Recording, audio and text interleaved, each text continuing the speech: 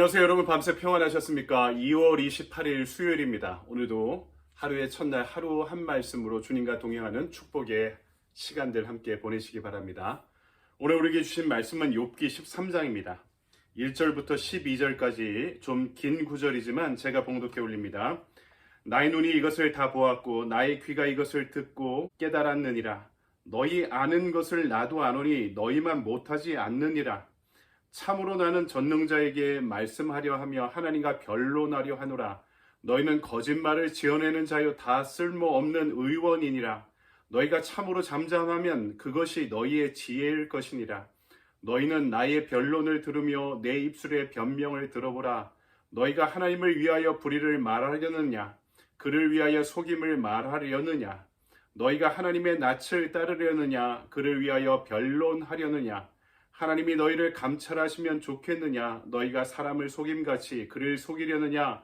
만일 너희가 몰래 낯을 따를진대 그가 반드시 책망하시리니 그의 존귀가 너희를 두렵게 하지 않겠으며 그의 두려움이 너희 위에 임하지 않겠느냐? 너희의 격언은 재 같은 속담이요 너희가 방어하는 것은 토성이니라. 아멘. 주님의 말씀입니다. 주님께 감사드립니다. 이 아침에 우리에게 주신 말씀 가지고 돌팔이들에게 맡기지 않겠어 라는 제목으로 말씀을 증거하도록 하겠습니다. 우리가 읽은 욥기 13장과 그 앞에 있는 12장은 욥의 분노가 극에 달한 모습을 보여주고 있습니다. 친구들에게 오늘 4절 말씀을 보니까 거짓말을 지어내는 자여 다 쓸모없는 의원이니라 이렇게 이야기하죠. 옛날 성경 개역 한글판을 보면요 이렇게 번역했습니다. 거짓말쟁이요 돌팔이 의사다. 이제 친구들에게 이렇게 표현하면서 그들과 이야기하지 않겠다. 이제는 하나님께 직접 변론하고 항의하겠다라고 대답합니다. 이 대답 가운데 욥의 이야기들은 세상이 그리 단순하지 않다는 것을 우리에게 전해주고 있습니다. 의인도 고난을 당할 수 있다는 사실, 그리고 세상에서 우리가 하나님을 섬길 때 꼭 축복이라는 대가가 주어져야지만 그분을 섬기고 그분을 믿는 것이 아니라는 그 사실을 전해주고 있죠. 하나님의 섭리는 너무나 복잡하고 오묘해서 인간의 단순한 눈으로는 다 이해할 수 없고 인간의 논리로 다 설명할 수 없다는 것입니다. 먼저 오늘 친구들에게 돌팔이 의사 같은 친구들이다 라고 이야기하죠. 지금까지 논쟁을 보면 항상 일방적으로 친구들이 이야기했습니다. 전통적인 인과응보의 교리, 선한 사람 복을 받고 악한 사람 벌을 받는다. 따라서 욥이 지금 고난을 당하는 것은 벌이니까 욥은 반드시 악한 이다, 죄인이다 라는 것을 설명하는 인과응보의 교리에 근거해서 욥을 비난하고 비판해 왔죠. 이 단순한 지식을 현실에 끼워 맞추다 보니까 욥은 반드시 죄가 있는 사람이 되어버린 것입니다. 친구들이 다른 사람 보기에 유식해 보이고 신실해 보이지만 정작 이유 없는 인생의 고난, 그것도 견딜 수 없는 고통 가운데 있는 욥에게는 친구들의 논리는 너무나 어설퍼 보이는 거죠. 돌팔이 의사처럼 어설퍼 보인다는 것입니다. 욥도요, 공부한 사람입니다. 선대로부터 내려져 오는 도덕적 인과율, 인과응보의 교리를 모르는 사람이 아니었습니다. 하지만 욥의 친구들은 이런 교리가 욥처럼 극심한 고난 가운데 있는 사람들이 받아들이기 힘든 교리 또는 이론이라는 사실을 짐작하지 못하고 있죠. 마치 인턴 의사나 변호사가 임상 경험도 부족하고 행정적인 경험도 부족한 상태에서 환자와 고객들을 보살피는 것과 같다는 것입니다. 학교에서 배운 것이 현실에 적용되려면 수많은 시행착오를 겪어야 하는 것이죠. 근데 학교에서 배우고 딱 나와서 내가 모든 병자도 다 고칠 수 있고 모든 법률적인 문제를 다 해결할 수 있어 라는 인턴 의사, 변호사가 왔다는 것입니다. 저도 목회 현장에 처음 나가니까 제가 신학교에서 배운 것이 이게 무슨 소용이 있나 하는 생각을 현타가 오는 경험을 한 적들이 종종 있었습니다. 그 배운 것이 나쁘다는 것이 아니라 배운 이론이 현장에 적용되기 위해서는 무수한 시행착오를 반복해야만 했던 것이죠. 그런데 지금 욥의 친구들은 의대에서 배운 지식으로 의학 상식을 벗어난 아주 희귀질환, 아주 심각한 질병도 내가 다 고칠 수 있어 라고 이야기하는 돌팔이 의사와 같다는 것입니다. 그리고 욥이 보기에 친구들의 논리에도 문제가 있었습니다. 이른바 도덕적인 인과윤리로 세상을 바라볼 때 여러분, 세상을 정직하게 대면하지 못하는 위선자가 될 소지가 있습니다. 왜냐하면은 이 세상에서는 본인이 원하지 않아서 고난과 고통을 당하는 사람들, 악을 행하지 않고 죄를 행하지 않아도 고난과 고통을 당하는 사람들이 너무나 많았던 것입니다. 욥이 경험하니까, 전에는 몰랐는데 경험하니까 본인도 알겠다는 것이죠. 그들이 불의해서 그렇게 고난당하고 고통당하고 하나님의 징벌을 당하고 있다라고 설명한다면은 그들이 고통당하고 있는 엄연한 현실을 받아들이지 않는 것입니다. 그리고 그 고통을 만드는 사회구조적 문제에 대해서도 눈을 닫아버리는 결과를 가져오게 된다는 거죠. 제가 어려서 신림동에 살았는데 내 옆에 신림 7동 낙골이라고 불리는 곳이 있었습니다. 이 달동네예요.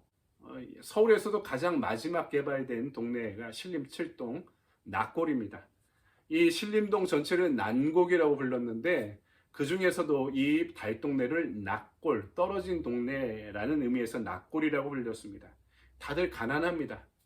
심지어 어느 정도로 가난하냐면 집집마다 개인 화장실도 없어서요. 동네 여기저기에 공중 화장실이 있었고요. 제가 어릴 때만 하더라도 그냥 비만 오면 그냥 집에서 쓰던 오광에 분뇨들을 길거리에 벌려가지고 길거리에 그냥 분뇨들이 내려오는 그런 동네였습니다. 근데요, 많은 분들이 그렇게 이야기하죠. 가난한 사람은 게을러서 가난하다. 근데 제가 바라봤던, 경험했던 제 친구의 부모님들은요, 새벽부터 일어나 식당에 나가고 가게에 나가고 시장에 나가서 밤늦게까지 일하다 들어오시는 분들입니다. 아버지들은 건설 현장에 나가서 새벽같이 나가셨다가 밤늦게 들어오시고 쪽잠을 주무시고 잠도 제대로 못 주무시고 그 다음날 일정을 시작하는 분들입니다. 너무나 성실하고 너무나 치열하게 사는 분들이었습니다.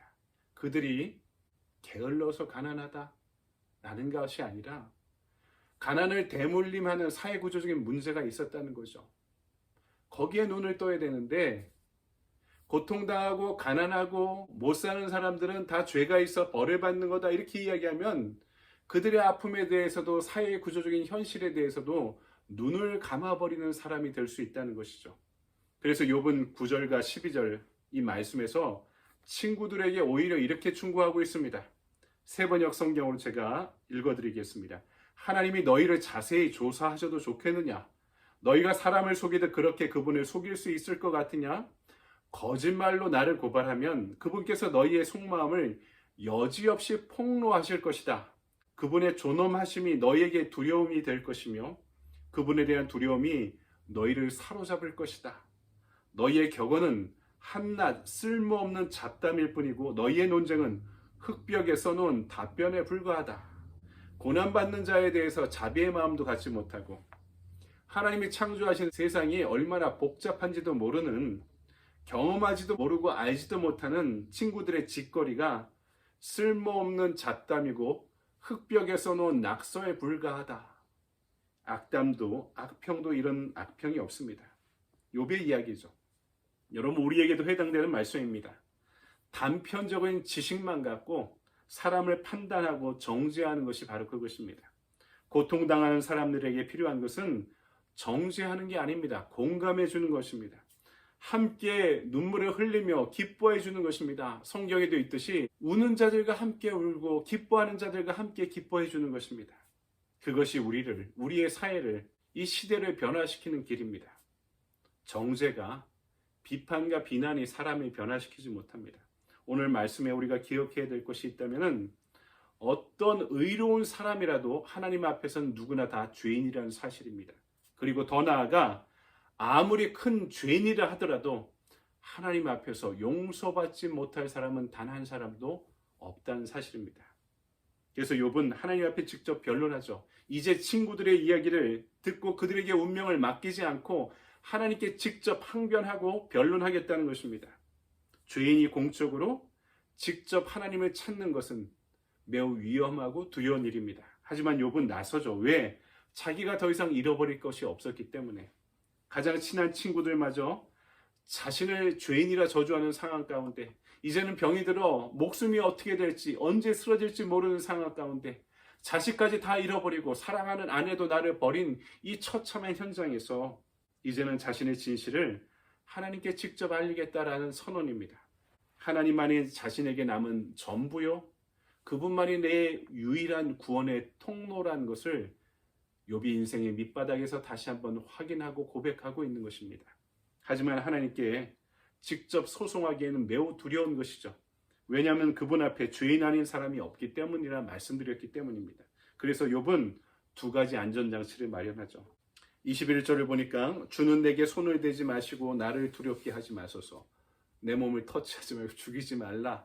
그리고 22절을 보니까 주님께서는 직접 내게 말씀해 주시고 또 나도 직접 말씀드릴 기회를 주셔서 나랑 직접 대화하자고, 이것을 허락해 달라고. 말은 이렇게 하지만 이미 죽기를 각오한 욥의 마음가짐입니다. 여러분, 이 말씀을 한번 우리에게 적용해 봅시다.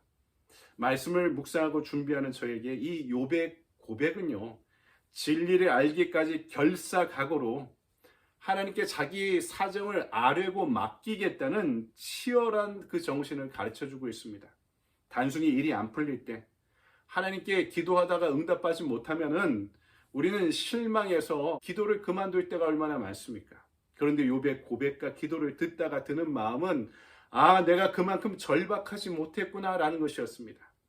이것이 나에게 삶과 죽음의 문제라고 받아들인다면, 여러분, 욥처럼 내가 주님 앞에 절박하게 기도드리는 것이 진짜 생명의 문제, 삶과 죽음의 문제라면 내가 기도하다가 포기할 수 있겠습니까? 어떤 결과가 나올 때까지 하나님께 울며 불며 매달리지 않겠습니까? 나의 기도 제목이 삶과 죽음의 문제구나, 인생의 중요한 문제구나, 욥의 고백이 오늘 나에게 알려주는 것입니다. 오늘 나에게, 여러분에게 필요한 것이 이런 절박함, 그리고 하나님을 직접 붙드는 부르짖는 야성입니다. 욥에게 친구들의 입장은 거짓 선지자들과 같은 잡담이요 낙서에 불과한 것처럼 느껴졌지만, 하나님께서 직접 나에게 찾아오시고 말씀하신다면 그것이 심판이라도 나는 받아들이겠습니다 라는 그런 절박한 말입니다. 제자리에 앉아 손 놓고 넋 놓고 기다리는 것이 아니라 목숨 걸고 부르짖는 야성입니다. 그것이 오늘 우리에게 필요한 때입니다. 이 아침, 오늘 우리에게 이 사순절의 아침에 도전하는 말씀 가운데 길을 찾고 생명을 찾는 저와 여러분의 하루가 되기를 주님의 이름으로 간절히 축원드립니다. 아멘. 여러분, 이 말씀의 은혜 가운데 묵상하고 적용하면서 좋은 하루 보내시기 바랍니다. 감사합니다.